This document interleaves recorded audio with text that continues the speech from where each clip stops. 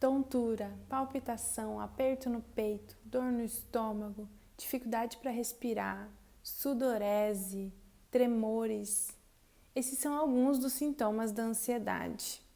E essas respostas fisiológicas é a maneira que nosso corpo encontra de nos preparar para lidar com a situação ameaçadora. Então é isso que acontece quando a gente está ansioso, a gente identifica uma ameaça. E essa situação ameaçadora ela pode variar de pessoa para pessoa. Pode ser uma prova, um teste, ou um trabalho novo, ou andar de avião, ou dirigir, dentre muitas outras situações. Mas por que isso acontece? A resposta está no fato de as nossas emoções, os nossos pensamentos e os nossos comportamentos estarem interligados.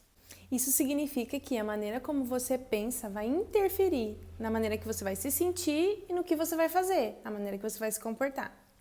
Vamos pensar numa situação. Vamos dizer que você vai fazer uma viagem com a sua família e um dia antes você começa a pensar: se alguma coisa acontecer, se o pneu do carro furar, e se a gente não conseguir chegar a tempo no nosso destino? E se o hotel não tiver feito a reserva que a gente fez pela internet? E se não tiver dado certo aquela reserva?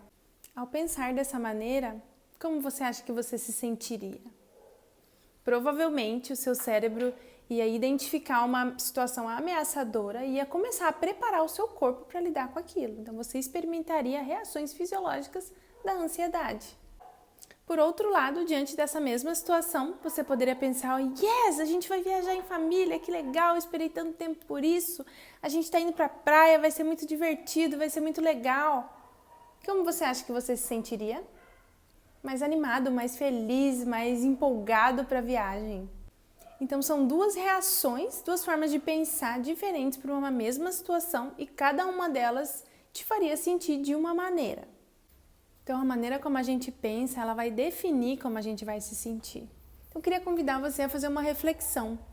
Como você tem se sentido e o que você tem pensado? Quando você se perceber um pouco mais agitado, um pouco mais ansioso, dê um passo para trás e pense: o que eu estou pensando nesse momento? Com que estou me preocupando? O que está tirando a minha paz? Muitas vezes a gente está tão na nossa correria do dia a dia, nas nossas atividades, que a gente não tira um tempo para se perceber. E aí a gente só se percebe quando diante de uma explosão de emoção, como uma crise de ansiedade ou uma crise de raiva.